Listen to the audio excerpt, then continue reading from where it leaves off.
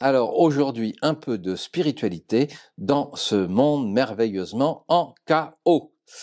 Je vais vous parler d'un personnage qui s'appelle Bert Hellinger, son nom de naissance est Anton Hellinger, c'est un prêtre allemand né en 1925 à Leimen et mort en septembre 2019.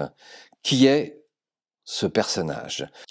En fait, il est connu pour avoir créé les constellations familiales. Et il nous laisse un texte que je vais vous lire et je le laisse à votre appréciation. Il était donc prêtre, mais aussi psychothérapeute et écrivain. Les constellations familiales, je ne sais pas si vous connaissez, mais c'est un outil absolument extraordinaire pour comprendre, régler des conflits, créer de l'amour et retrouver une vibration suffisamment haute pour développer son potentiel, prendre conscience de soi, se détacher des emmerdements ou éventuellement des traumas que l'on a pu vivre. Je vous lis ce texte. La vie te déçoit, c'est pour que tu arrêtes de vivre avec des illusions et que tu vois la réalité. La vie détruit tout ce qui est superflu jusqu'à ce qu'il ne reste que l'important. La vie ne te laisse pas tranquille, alors tu arrêtes de te blâmer et acceptes tout comme tu es. La vie va retirer ce que tu as jusqu'à ce que tu arrêtes de te plaindre et que tu commences à remercier. Alors évidemment, c'est pas neutre toutes ces phrases-là, car nous sommes dans un monde où encore beaucoup de gens ne comprennent pas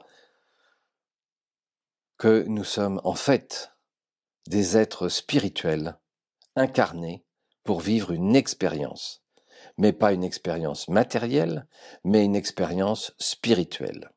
La vie envoie des gens conflictuels pour te soigner, pour que tu arrêtes de regarder dehors et que tu commences à refléter ce que tu es à l'intérieur. La vie te permet de tomber encore et encore jusqu'à ce que tu décides d'apprendre la leçon. C'est pas rare de vivre sans arrêt, sans arrêt, sans arrêt. J'ai des gens dans mes coachings qui me disent mais ça se répète, ça se répète, ça se répète. Ben oui, parce que la vie en fait nous apprend, nous enseigne. Et peut-être, si les choses se répètent sans cesse, c'est que nous avons quelque chose à changer. La vie te retire du chemin et te présente des carrefours jusqu'à ce que tu cesses de vouloir tout contrôler et que tu coules comme une rivière, être en flot, ainsi dire. Donc arrête de contrôler, sois en flot.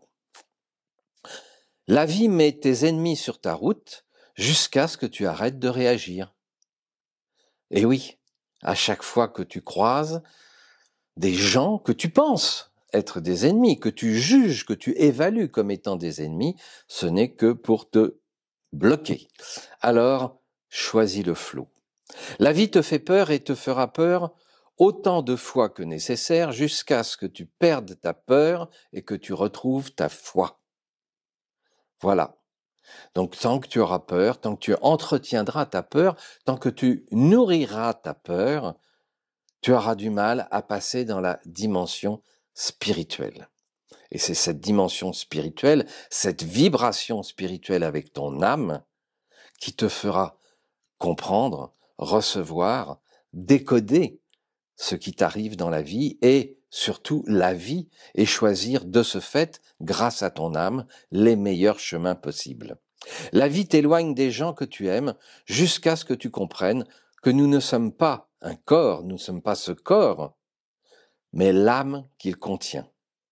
La vie se moque de toi plusieurs fois jusqu'à ce que tu arrêtes de tout prendre au sérieux et que tu puisses rire de toi-même, rire de soi. La dérision, très très important de rire de soi, quoi qu'il arrive, quoi qu'il arrive. Et tu verras à ce moment-là, ton âme agit, l'âme agit. La vie vous brise en tant que partie autant qu'il le faut pour que la lumière pénètre en vous. C'est aussi cette dimension d'émerveillement, s'émerveiller pour toute chose et peut-être pour des choses qui nous relient à l'amour. La vie vous affronte, les rebelles, jusqu'à ce que vous arrêtiez d'essayer de contrôler. La vie répète le même message, s'il le faut, avec des cris et des couvercles jusqu'à ce que tu l'entendes. La vie envoie des éclairs et des tempêtes pour te réveiller, pour nous réveiller. Pas pour nous dominer, pas pour nous abaisser. La vie t'humilie et parfois te bat encore et encore jusqu'à ce que tu décides de laisser ton ego mourir. Alors il faut quand même avoir un petit ego, hein, mais c'est très très important de savoir si tu vis la vie avec ton âme, avec ton hémisphère droit, ou avec ton ego, avec ton mental, avec ta rationalité et ton hémisphère gauche. La vie vous refuse les biens et la grandeur jusqu'à ce que vous cessiez de vouloir les biens et la grandeur et que vous commenciez à servir. C'est toute la question que me posent les gens que j'accompagne. À quoi je sers? C'est la question fondamentale aujourd'hui avec le chaos, que ce soit une entreprise ou que ce soit une personne particulière, eh bien, à quoi je sers? Et quand je trouve, quand je comprends à quoi je sers, avec tout mon talent, avec toute ma grâce, avec toute mon âme, et si je mets ce talent avec conviction au service des autres, c'est ce que j'appelle l'ambition altruiste, eh bien, subitement, mon âme m'ouvre des portes, mon âme m'indique des chemins, je suis connecté à un niveau vibratoire qui me permet de recevoir de l'information, de la comprendre. La vie coupe tes ailes et taille tes racines jusqu'à ce que tu n'aies plus besoin d'ailes ni de racines et que tout disparaisse juste dans les formes et que ton être s'envole, respire, prenne de l'amplitude. La vie te refuse des miracles jusqu'à ce que tu comprennes que tout est un miracle. Même parfois, des difficultés sont des miracles et nous emmènent ailleurs. La vie ne te donne pas ce que tu veux, mais ce dont tu as besoin pour évoluer. Donc parfois des épreuves douloureuses, parce qu'on ne comprend pas, ou parfois des situations quasiment extatiques, d'émerveillement, de plaisir, que l'on déguste, mais est-ce qu'on les comprend? Est-ce qu'on comprend le message? Est-ce qu'on en tire profit de cet instant d'émerveillement? La vie vous blesse et vous tourmente jusqu'à ce que vous lâchiez vos caprices et vos crises et que vous appréciez votre respiration. Respirez la vie. Voyez, je souffle ce qui n'est pas bon pour moi, mais j'aspire ce qui est excellent pour moi. Et je le fais en toute conscience. La vie vous cache des trésors jusqu'à ce que vous appreniez à sortir et aller chercher, sortir de vous-même, sortir de votre carapace et aller chercher les trésors. Ils sont où? Sous forme de hasard ou de synchronicité que parfois nous ne voyons pas parce que nous sommes en stress. Nous ne prenons pas le temps de déguster l'information que l'univers nous envoie. Tu crois que la vie te refuse Dieu ou l'univers ou des miracles ou la bienveillance? Elle te le refuse. Non, c'est toi qui le refuses. Et tu prendras conscience de Dieu, de l'univers et des miracles le jour où tu le verras dans le moindre détail, partout et en tout, et que tu diras merci en toute conscience.